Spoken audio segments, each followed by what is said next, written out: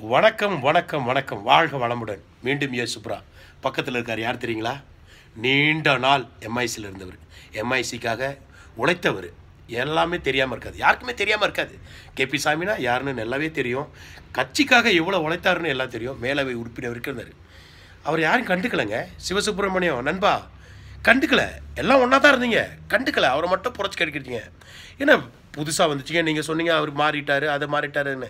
ஆனால் கடைசி வரைக்கும் ஒரு தலைமைத்துவம் புதுசாக வந்தானே, ஒரு மரியாதை நிமித்தத்துக்கு அவர் கால் பண்ணி ஒரு பேசிக்கலாம், வாங்க சாமி பேசுவோம் அப்படின்னு ஏதாவது பேசியிருக்கலாம். இப்போ அந்த கட்சியில் அப்படி தான் இருக்கீங்க. தலைக்காலம் வேண்டாம், இதைத்தான் நான் மாற்றிக்கிங்கன்ற. இன்னும் மாற மாட்டேறீங்க. இந்தமாரி கேபி சாமி மாரி எத்தனை பேரை நீங்கள் இழைக்க போகிறீங்க? எத்தனை பேர் கட்சிக்காக பாடுபட்டவருங்க. இன்றைக்கி என்ன கட்சி சட்டை போட்டிருக்காரு பார்த்தீங்களா? அரப்பான் போட்டிருக்கிறாரு. காரணம் யார்? நீங்கள். தவறு உங்கள் மேலே. முயற்சி பண்ணியிருக்கலாம்ல. போனா போட்டோம்.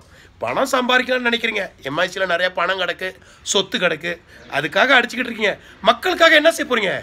அடிமட்ட உறுப்பினருக்காக என்ன செய்ய போகிறீங்க? உங்கள் கூட பாடுபட்டு நீண்ட நாள் இருந்தாங்களே, அவங்களாம் என்ன பண்ண போகிறீங்க? அதை பற்றிலாம் பேசாதீங்கன்னு சொல்ல போகிறீங்களா? சாமி மாரி நிறையா பேருங்க உங்களோட போயிட்டாங்க. என்ன செய்யறது? இவெல்லாம் உங்களுக்கு தொந்தரவு.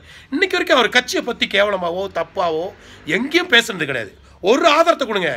இவ்வளோ குமுறுக்கு முடிக்கும், ஆதிக்கத்துக்கும் கவலைக்கும் பரவாயில்ல, போங்கடா பொழைச்சிட்டு போங்கடான்னு அவர் தனியாக இன்னொரு கட்சிக்கு போனார். ஆனால் கட்சி தலைமைத்துவத்தையோ அந்த கட்சி எம்ஐசியை பற்றியோ கீழ்த்தரமாகவோ தவறாகவோ பேசினதே கிடையாது. தவறுகளை ஒரு சில தவறுகளை சுட்டி காட்டிருக்காரு தவிர மற்றதெல்லாம் பண்ணதே கிடையாது. என்னை பொறுத்த வரைக்கும் கேபி சாமி எடுத்தது நடவடிக்கை சூப்பரானது. ஏன்னா நீங்கள் கதவை சாத்திட்டீங்க, அவரை விட்டுட்டீங்க. அவருக்கு ஒரு வழி இல்லைங்க.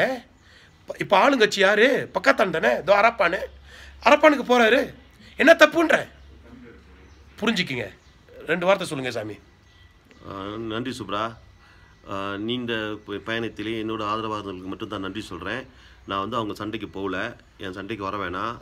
ஆனால் நான் தனியாக நின்று சண்டை கொடுக்கக்கூடிய சக்தி எனக்கு இருக்குது. ஆக என்னை சீண்டாதீங்க. இந்த வைரல் அதோட நிப்பாட்டிடுங்க. உங்கள் மறுமலர்ச்சியில் கூட இதோட கேவலமாக பேசுகிறீங்க. அதுக்கெலாம் நான் பதில் சொல்ல விரும்பலை. நன்றி நன்றி நன்றி. அடுத்த கட்ட அரசியலின் அடுத்த கட்ட அரசியல் பயணத்தின் முதல் கட்டம் இது. அடுத்து எனக்கு நான் சார்ந்துள்ள தலைவர்களை தரக்குறைவாக பேசினால் அவர்களை தற்காக்கும் முயற்சியில் இறங்குவேன். நன்றி. நன்றி சாமி அவர்களே. சுப்ரா நல்லா யோசித்து பாருங்கள். மெனக்கட்டு கோலாவில் முடிந்து இந்த சாமி கேபி சாமி கட்சி மாறிட்டாரா அப்படின்னு ஆதகத்துக்கு வந்தேன். மாய்க்கா என்ற ஒரு கட்சி இருக்கணும். நீங்கள் செய்கிற ஒரு சில தவறுகள், உங்களோட அடிமட்ட உறுப்பினர்கள் பண்ணுற தவறுகள், மற்றவங்களை கெட்ட வார்த்தைகளும் தகாத வார்த்தைகளும்.